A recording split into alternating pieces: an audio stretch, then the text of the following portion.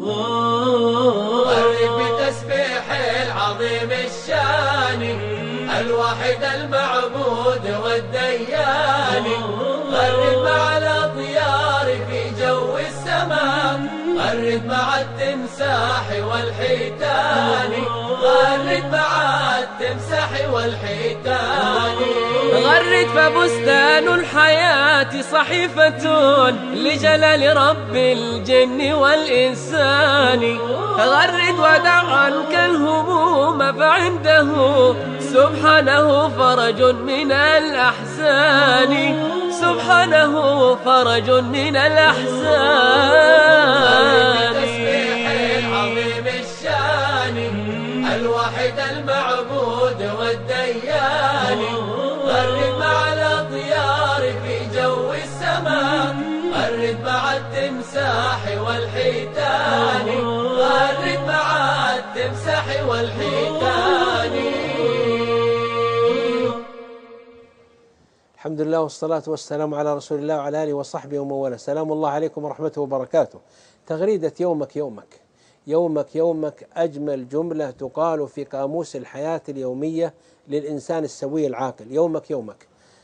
عقلاء العالم يكتبون هذا في لوحات، حتى اللي مثل كارنيجي يقول إنه تكتب في الكونغرس، مكتبة الكونغرس يومك يومك، يعني أنك تخطط اليوم الذي تعيش فيه. في الحديث الصحيح إذا أصبحت فلا تنتظر المساء. كيف هذا؟ يعني ننقطع من الماضي وننقطع من المستقبل؟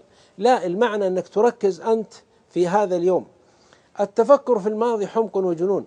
مشكلتنا نحن أن نعود للخلف، أفكارنا دائم خلفية بأثر الرجعي، عقولنا مقلوبة، تفكر في الماضي، تفكر في المآسي والأحزان التي مرت. خلاص، التفكر في الماضي حمق وجنون، عفى الله عما سلف، تلك أمة قد خلت، انتهت.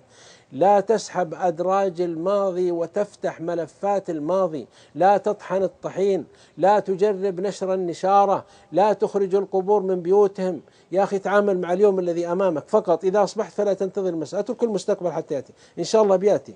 يقول اليابانيون لا تعبر جسرا حتى تأتيه، لا تعبر جسرا حتى تأتيه. من يدري، يمكن ينقطع الجسر قبل ما تأتي، يمكن تعبر بسلام، يمكن أصلا ما تصل الجسر. اترك الموضوعات المستقبلية، أنت خطط. نجاحك اليوم هو نجاحك المستقبل. لكن أرجوكم ألا تنصهروا في هموم الماضي وأحزان الماضي. قلت لكم يا إخوة، التفكر في الماضي حمق وجنون. أكثر الناس الذي أذهب طاقاتهم الآن وأذهب قوتهم وتركيزهم، ترى يفكرون لأن ابنه مات قبل سنتين، وأمه ماتت قبل 10 سنوات، ويبكي على أبي. خلاص انتهى يا أخي، مات الأنبياء ومات الأولياء واستأنفنا يعني حياة جديدة. بعضهم يبكي لأنه حزن قبل سنوات وجاءه مصيبة. خلاص انتهى الموضوع، ابدأ حياة صفحة جديدة. الأيام هي بالتجديد كالماء، ماء النهر، يعني دفعة بعد دفعة، أو غارب بعد غارب، أو غرفة بعد غرفة، موجة بعد موجة. هذه الحياة. والمستقبل يا إخوان، دعوا المستقبل حتى يأتي. الذي يتشاغل بالمستقبل ويترك الحاضر هو الذي مثل يصارع الذل يقولون، أو يصارع الأشباح. فتعامل أنت مع يومك. يقول صلى الله عليه وسلم إذا أصبحت فلا تنتظر المساء، وإذا أمسيت فلا تنتظر الصباح. أذكر لكم مسألة، لو أنك تركز على صلاة اليوم 5 صلوات وتقول سوف أتقنها وأتدبرها وأصلي بخشوع، خلاص سوف تضمن لك صلاة دائم خاشعة، لك ما تدري غدا تعيش أو لا. تقول هذا اليوم سوف أتدبر جزء من القرآن وسوف أخشع مع القرآن، ممتاز. هذا اليوم سوف أصلح من مظهري ومن لباسي وأتكلم بعقل وبهدوء، ممتاز. هذا اليوم سوف لا أقول غيبة ولا نميمة ولا أكذب، ممتاز. أنك تستطيع في اليوم، حصرت نفسك. خارطة الطريق في اليوم هذا أمر أجمل من كل جميل. أنك تخطط ليومك وتعيش في حدود يومك، هذا يسمى التركيز. التركيز دائما تغلب الاتساع، الكثافة يغلب الاتساع. ركز يا إخوة. يقول روبرت جرين في كيف تمسك بزمام القوة: بقرة سمينة ولا 7 عجاف. وهذا في الإسلام، خذ الكتاب بقوة. يومك يومك. إذا أصبحت فلا تنتظر المساء. خلاص، اتركنا من أن تفتح لنفسك حياة طويلة طول الأمل، يعني تخطط بعد 20 سنة. أنت الآن ما نجحت في اليوم، أنت يومك هذا الذي أنت فيه، مثل يوم السبت هذا أنت ما نجحت فيه، كيف تريد أنك تخطط 20 سنة؟ نجاح المستقبل هو نجاح الحاضر.